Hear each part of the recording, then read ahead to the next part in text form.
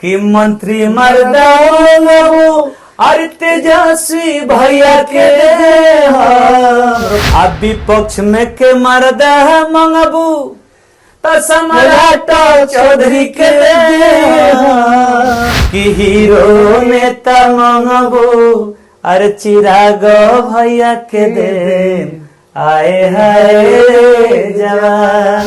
Bharatiya Janata party की स्थिति बहुत बढ़िया नहीं है। नीतीश कुमार और उपेंद्र कुशवाहा एक हो गई आ कहीं ऊपर आरसीपी सिंह भी आ गई तो सोना में सुहागा हो जाई और पार्टी के भीतर जो नीतीश कुमार के कमजोर कर रहा बा वो लोग के बहरी के राह दिखावे के बा।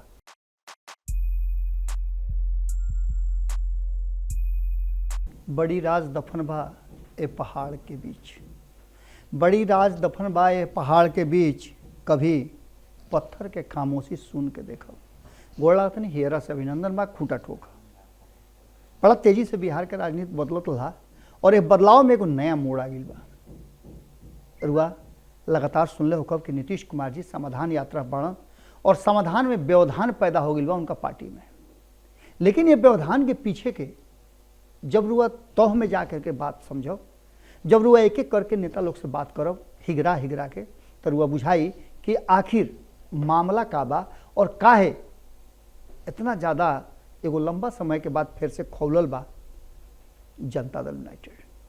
नीतीश कुमार जी के लेकर के और उनका रणनीति के लेकर के केहू के कोई शक शुबा ना हो सकेला और यह बात खातिर नीतीश कुमार के तमगा सब कोई देवेला कि नीतीश कुमार जी सियासत खूब बढ़िया से समझेले और पार्टी सत्ता में कैसे रही ओकर जुगाड़ू भिड़ा देवेले। लेकिन अब ओकरा से आगे के कहानी हो गई बा और जब नीतीश कुमार जी जेकरा के ले अले पार्टी के मजबूत करे खातिर वह बात के कहे साल डेढ़ साल के बाद कि पार्टी कमजोर हो रहा बा, एकरा के संभाले की जरूरत बा, तो निश्चित रूप से सवाल खड़ा होला। एकरा पीछे के बहुत सारा कहानी बा जौन की रुआ के एक एक करके समझे के पड़ी। जनता दल यूनाइटेड और नीतीश कुमार के यह बात खातिर जानल जाला कि नीतीश कुमार जनता दल यूनाइटेड के साथ साथ बिहार में अमन चैन ले आवे खातिर जानल जाले। सुशासन के सरकार के नाम से उनका के जानल जाला और विकास के उनकर प्राथमिकता ऐसा लोग के कहना बा। 2005 से जब अले तो एके बात रहे कि एकरा पहले के राज जंगल राज का हाथ रहे और नीतीश कुमार इस जंगल राज के समाप्त करके सत्ता में अले। ऐसा जनता दल यूनाइटेड और राष्ट्रीय जनता दल के छोड़ के बाकी सभी के कहना बा। समय समय के हिसाब से बिहार के विशेष दर्जा के डिमांड भइल। एकरा साथ साथ अलग अलग तरीका से कहल जा रहा बा कि नीतीश कुमार जब सत्ता में अले तो ओकरा पहले के जो तैयारी रहे ओकरा में समाजवादी लोग एक जगह बैठ करके तय कैले रहे कि हर जाति के समय समय पर टाइम बाई टाइम उनका के अधिकार दियाई और कमान दियाई। लेकिन कुशवाहा समाज के ना मिलल। खैर ये बात तो एगो अलगे बा, लेकिन एह बीच में एगो बरियार खेला हो गई बा। बरियार खेला ये हो गई बा कि उपेंद्र कुशवाहा पार्टी में रह करके और विद्रोही बिगुल फूक दिले बाड़े। जैसे घर में ना देख लो कि एगो लड़का होला जिदिया, वही जिदिया लड़का के तरह जिद धल ले बाड़े कि हमरा नीतीश कुमार से अलगे नहीं जाए के, हमरा पार्टी के और पार्टी के भीतर जो नीतीश कुमार के कमजोर कर रहा बा वो लोग के बहरी के राह दिखावे के बा।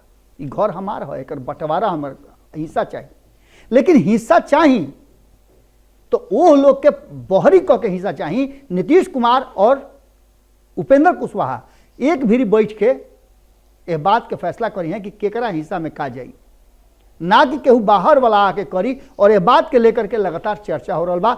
जब काल भोरे नीतीश कुमार के करीबी कहे जाए वाला, एक पहले भी रुआ लोग बतैले रही कि नीतीश कुमार के गणमूल दूत आरसीपी सिंह के यहाँ भी गई रहे मंडवाली करे खातिर, मैंने समझौता करे खातिर। तो समझौता करे खातिर गई रहे तो निश्चित रूप से जब आरसीपी सिंह के साथ समझौता हो सकेला तो का उपेंद्र कुशवाहा के साथ ना हो सकेला? बिना नाम बतावे के शर्त पर वो लोग सब जरूर बताई कि प्रयास लगातार जारी बा और यह प्रयास में कोशिश कल जा रहा बा कि जौन लोग पार्टी के और नीतीश कुमार के कमजोर कर रहा बा वो लोग के किनारा करके और एक खाली फिर से परिवार के एक कल जाओ। एकरा में कई गो लोग लागल बा। एकरा पहले रुआ देखले हो कब कि भारत लाइव पर कई गो खबर के दौरान ओकर हमनी के कोशिश कैनी या भीतर से बात निकाले खातिर, और निकल के यह सामने आयल कि कहीं ना कहीं आरसीपी सिंह के मनावे खातिर तैयारी जदयू के तरफ से भइल। और एगो कोई ऐसा सूत्र बाड़े जो नीतीश कुमार के बहुत करीबी बाड़े, वो चुपचाप जाकर के आरसीपी सिंह से वापसी के रास्ता कैसे निकली ओकरा बारे में बतियावे गई रहन। एकर चर्चा भी भइल, लेकिन यह बात पर पूरी तरह से कहल जा रहा बा कि रोक लगा करके और सभे ई बात कहलस कि ना ऐसा कोनो बात नहीं है। दोनों खेमा यह बात से इनकार कर दिलस। लेकिन अब खुलेआम यह बात के रामेश्वर महतो कहले हैं। उपेंद्र कुशवाहा से भेंट करे खातिर काल सवेरे गई रहन, और जब वजह से निकल ले तो ये बात के कहले कि हम चाहतनी कि भाई भाई एक हो जास। हमार प्रयास यह बा कि दोनों में से बंटवारा मत होके ई परिवार एक जगह रह जाओ। तो निश्चित रूप से जब परिवार एक जगह हो जाई तो कहीं ना कहीं बाकी के लोग के जगह भेटाई ना। कहल जा रहा बा कि एकरा में कोई कई गो शर्त बा। परिवार के बंटवारा ना होके, भाई भाई में बंटवारा ना होके, एकरा के लेकर के कई गो शर्त रखल गई बा। और यह बात खातिर उपेंद्र कुशवाहा भी तैयार हो गई बाड़े, जैसन कि रामेश्वर महतो कहले बात के। और उपेंद्र कुशवाहा के बात में भी लागता कि जबे बोले हैं तबे हम धावल जाए। हमरा नीतीश कुमार जी से कोनो अदावत नहीं खे। हमरा जे पार्टी के कमजोर करता ओकरा से अदावत बा। नीतीश कुमार जी तो सुधा गाय लेखा बाड़न। उनका के गुड फेथ में रख करके और उनका के कोशिश कल जाता कमजोर करे के, जौन कि हम होके ना दे। और एकरा खातिर हमरा पार्टी में रहे के पड़ी। यही बात के रामेश्वर महतो भी कहले। और रामेश्वर महतो यह बात पर मुहर लगौले कि हम प्रयास कैनी हाँ। रुआ देखले हो कि भारत लाइव पर अलग से जब हमने उनका से बात करनी जा तो सनी शर्मा से बातचीत के दौरान वो बात के स्वीकार कैले है कि हम गई नहीं भाई भाई के एक जगह जुटावे खातिर। हमार अंतिम प्रयास बा कि दोनों भाई बड़ बंटवारा मत करो लोग, एक के परिवार में रह करके और बिहार के ऊपर लेके आओ लोग, समाज के बेहतर सुविधा मिल सके। हमनी के एक लड़ाई लड़तन जा, हमनी के बाकी कोनो लड़ाई पद प्रतिष्ठा खातिर नहीं है। ये बात के लेकर के एगो और बात सामने निकल के आई कि का अगर भाई भाई में एक और हो जाता रहे, जो उनकी संभावना कहीं ना कहीं 1% होके, लेकिन बा जरूर। कारण कि जौना तरीका से रुआ देखले हो कि बयानबाजी हो रहा बा जदयू के भीतर, राष्ट्रीय जनता दल के भीतर, कांग्रेस के भीतर से, उस सब ए बात के तरफ इशारा कर रहा बा कि नीतीश कुमार और उपेंद्र कुशवाहा एक हो गई आ कहीं ऊपर आरसीपी सिंह भी आ गई तो सोना में सुहागा हो जाई। और ऐसा स्थिति में बाकी लोग के जगह साफ सोपा हो जाई। इस सारा बात के लेकर के तैयारी शुरू हो गई बा। और यह तैयारी में कहल जा रहा बा कि 19-20 तारीख के जब उपेंद्र कुशवाहा के बैठक हो जाई, मीटिंग हो जाई, वो मीटिंग के बाद बहुत कुछ निकल के सामने आई। और एक पहले एगो प्रयास उपेंद्र कुशवाहा जरूर करी है कि नीतीश कुमार से मिलल जाओ, जैसन कि रामेश्वर महतो कहले है। अब एकरा में एगो और बात सामने निकल के आ रहा बा कि कहीं ना कहीं अगर ये एक हो जाता रहे तो तेजस्वी यादव से साइड लेवे के अलावा दूसर कोनो रास्ता जदयू के लगे ना बाची, चाहे सरकार रहो या ना रहो। कोशिश कल जा रहा बा कि जौन संदेश लोग में जा रहा बा और जना के कारण पार्टी के लोग भीतरे भीतर अकुताइल बा, अकुलाहट में बा, लोग के शंका हो रहा बा, संदेह हो रहा बा कि आवे वाला 2024-25 में उनका टिकट सुरक्षित रही कि ना रही। यह बात के पूरा समस्या के समाधान एके हो सकेला कि जैसे रहे वैसे फिर से वापसी हो जाओ।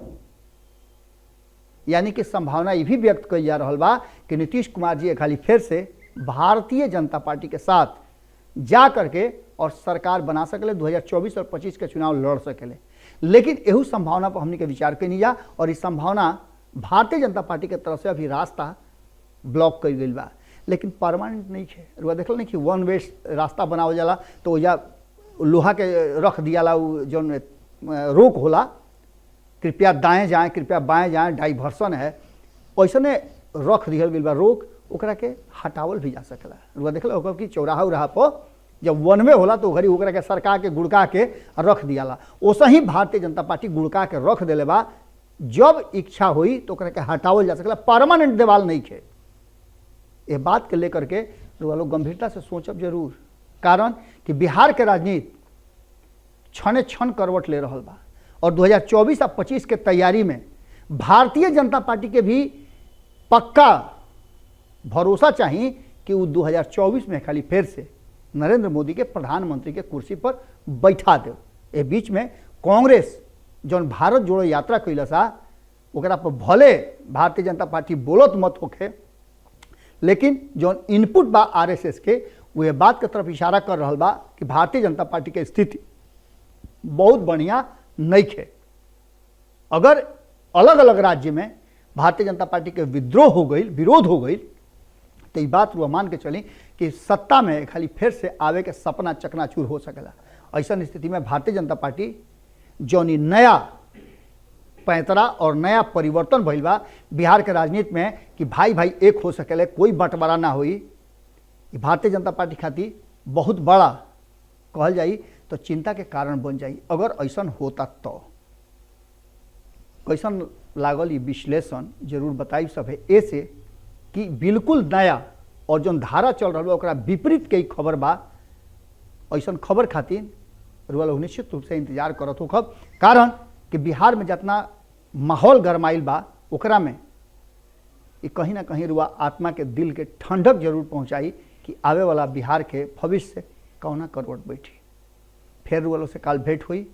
आज एहिजे से विदा लेतनी और संगे संगे रुआ लोग से निहोरा करतनी कि अपन विचार कमेंट बॉक्स में जरूर लिखब सब है। गोड़ लागत।